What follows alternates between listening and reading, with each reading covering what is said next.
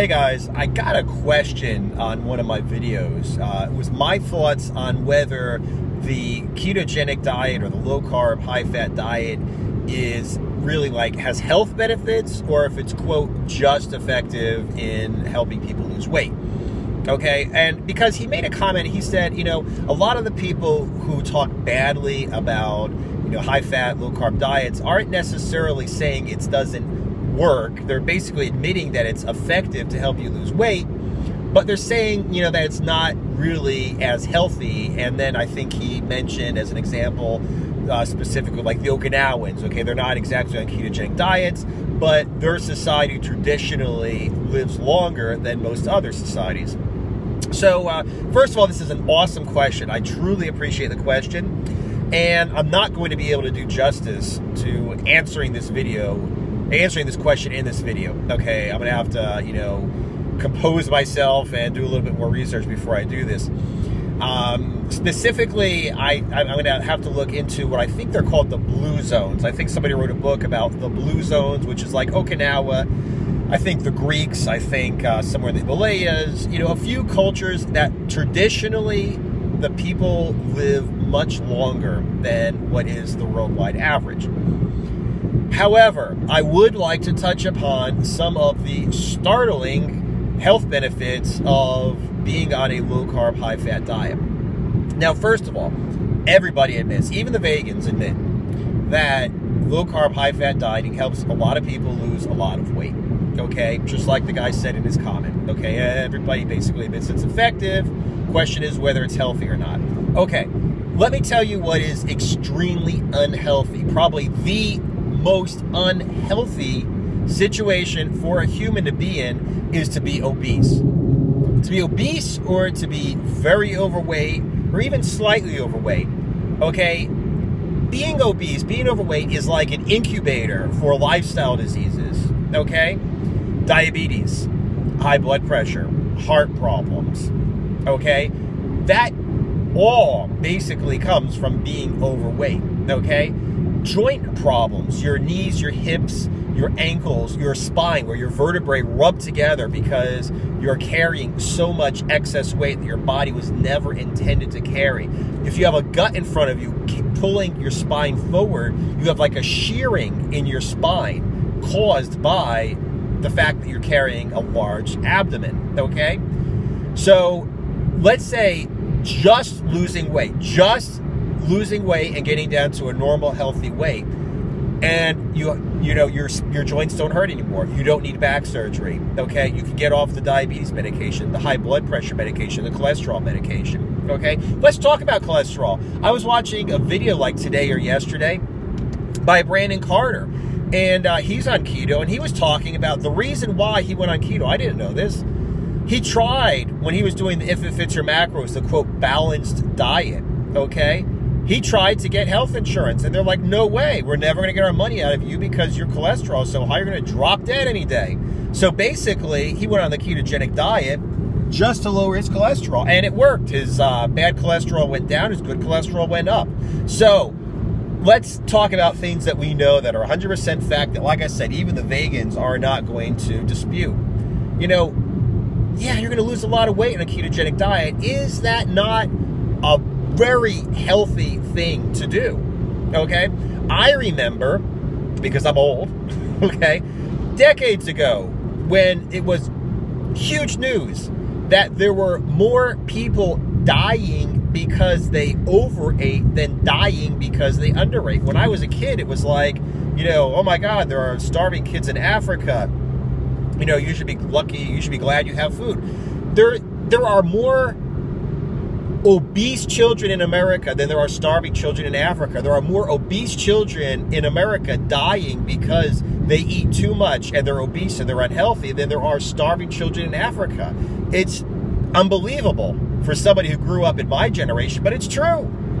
Okay? So like I said, if all you do is lower your cholesterol, get off the diabetes medication, the high blood pressure, the cholesterol medication, don't have a heart attack, etc., isn't that an awesome health benefit? Assuming you couldn't have done that, because a lot of people couldn't really do that if they were eating carbs. A lot of people don't really lose a lot of weight until they drop the carbs. Okay, so that's a huge health benefit as it is. But I'm going to go ahead and continue, and I'm going to talk about a couple other health benefits from the ketogenic diet that nobody can argue about, okay?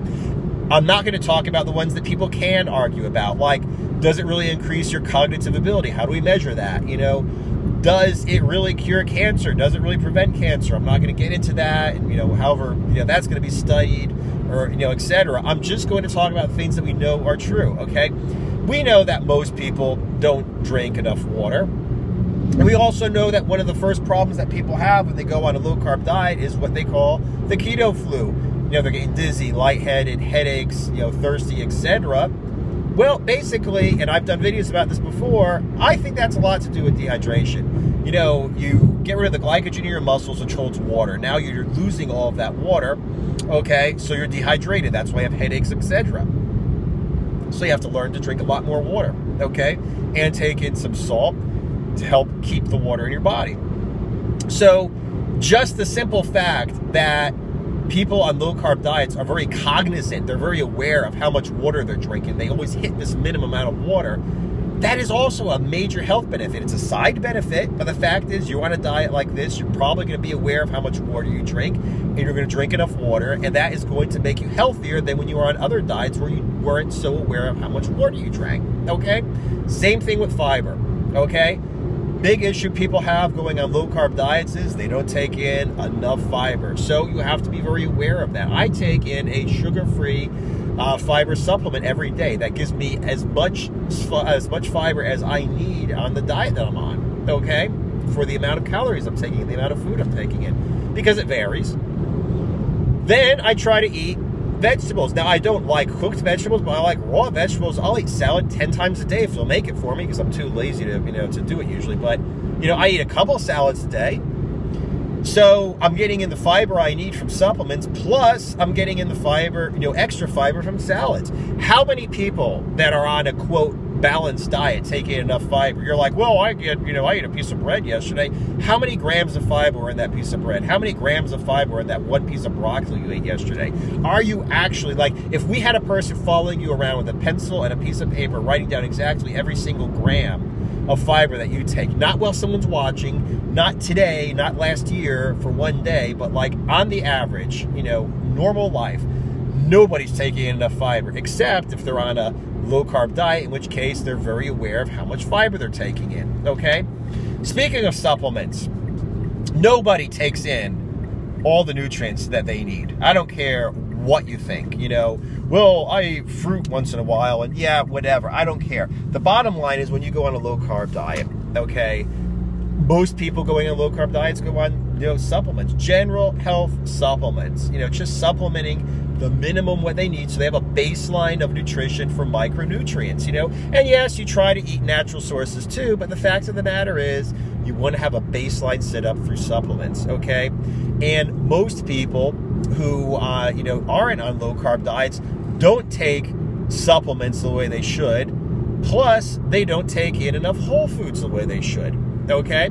So that's another benefit that I see people getting by being on a low-carb, high-fat diet.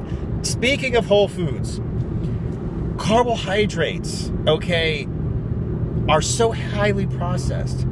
You know, you think you're eating healthy because it looks like something that's, quote, healthy, okay, but it's not, okay? If you get some grape nuts and some muesli, because that is really healthy, it's not like you're eating Fruit Loops. No, it's not. But guess what? Look at the side of the box that the grape nuts are in, or the muesli's in. You'll see preservatives, flavorings, you know, aromas, colorings, high fructose corn syrup, you know, all kinds of rubbish in what you think is healthy food. Now go ahead and look at what a person who's on a low-carb diet eats. Meat.